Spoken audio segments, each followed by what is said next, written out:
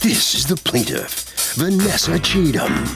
She says she and the defendant are former co-workers, and the woman invited her to a dance and dinner. The tickets cost $120. The defendant told her they were fully refundable, and when she had to cancel the night of the event, she expected to get her money back. Well, the defendant subsequently got fired from the job. The woman refuses to pay her back the ticket, and she's suing for $150 for the price of the ticket and an inconvenience charge.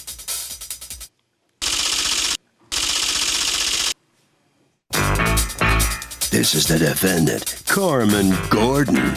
She says the plaintiff sent her a message on Facebook 2 hours before the event, canceling and asking for a refund. If the woman gave her some notice, she would have been able to refund the money. But 2 hours before it was about to start? Come on. She's accused of ticking off a co-worker.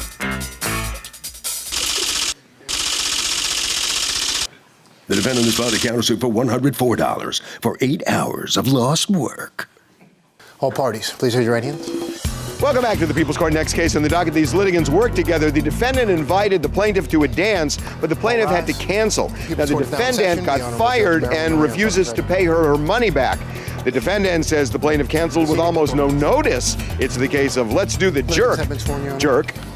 Thank you, Douglas. You're welcome, ma'am. Vanessa Cheatham, you are suing Carmen Gordon for $150, the cost of some tickets plus your inconvenience factor of $30 Yes. for an event that you were unable to attend. Talk Yes. to me.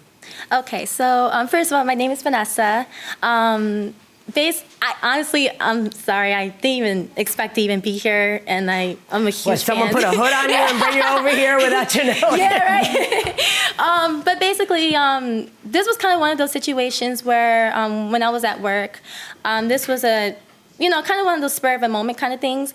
And when I first met her, she was a coworker of mine. And so we both don't currently work there right now. But, she was a really nice lady. I knew her through the job, so it wasn't anything that I knew outside the job. When this all happened, just pertaining to the event alone, I was on call one day. I know that she was telling the event to everyone else around the job about her church event that actually initially started at Anthony's Pier 9. This event was mainly for like her church and, just to invite people over. It was kind of like a formal kind of thing, but at the same time, it was kind of like, oh, you guys could come and, you can invite friends and family. And I was like, okay, this sounds really good.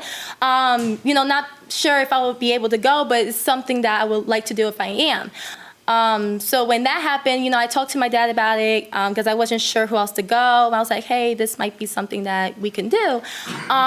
When did you buy the tickets? I believe it was definitely 2 weeks before the event. I honestly Okay, and the don't event remember was the date. when? October 25th.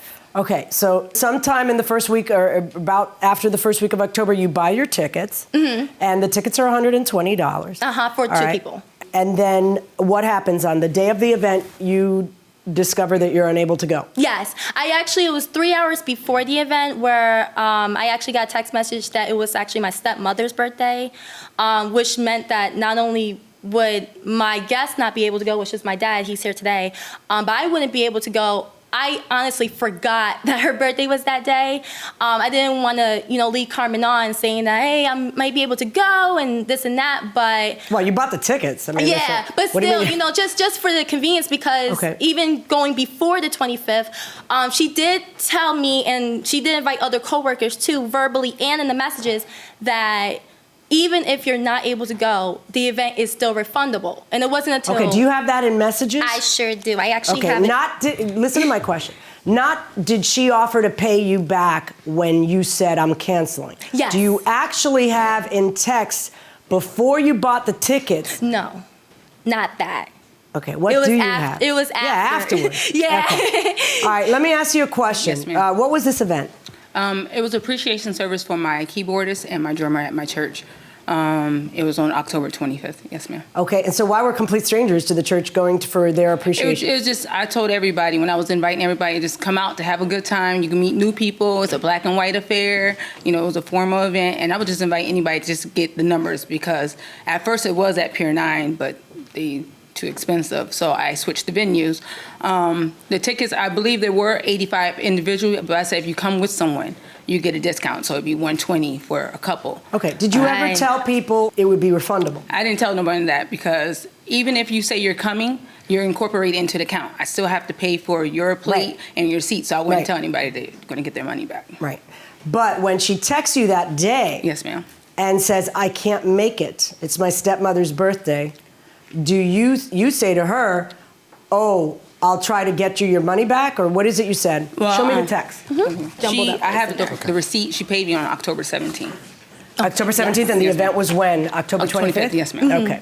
Do you have any evidence from anyone else who says that, yes, she was going around telling everybody it would be refundable before you bought your tickets? Unfortunately, I don't have the physical evidence. And Well, do you have an affidavit from anybody who says that? I don't, and that's the Do you have a one witness thing, who says that? That's the one thing I regret. I do. That's kind of the main thing, isn't Yeah, it? Because exactly. it's either refundable if it's not. Right. It's either refundable, either you bought it under because you were told it was refundable, Right. or you didn't buy it because you were told it was refundable. The fact that she says after the fact, Right. you know what, I'll get you your money, and then thinks better of it, that's not a contract.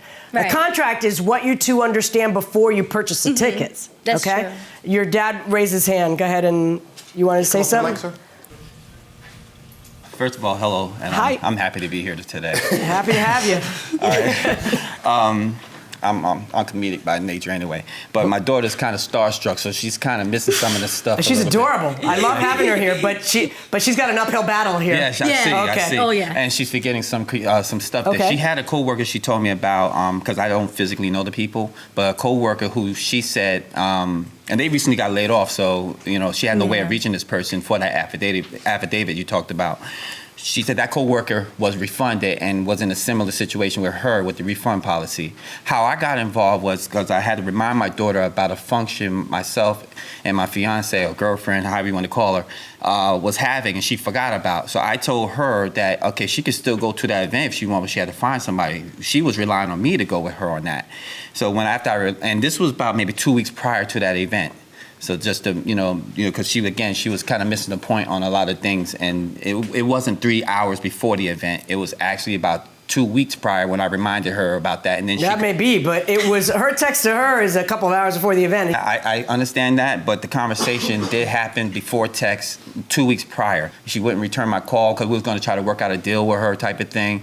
And she didn't want to work with us at that time. No, she didn't want to talk to you. She said, you're just going to pressure her. Did you give anybody their money back? No, I didn't. Who do you think she gave the money back to?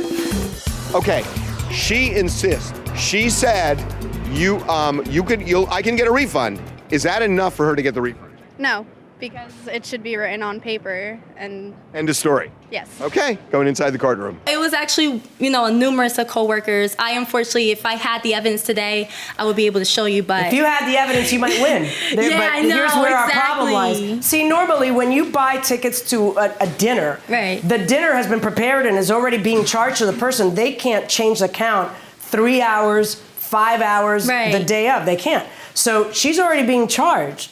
All right. So how is it supposed to come out of her pocket because you Right. forgot what your dad had told you? So Right. you would have to prove to me something that's highly unusual, which is that you were told it was refundable.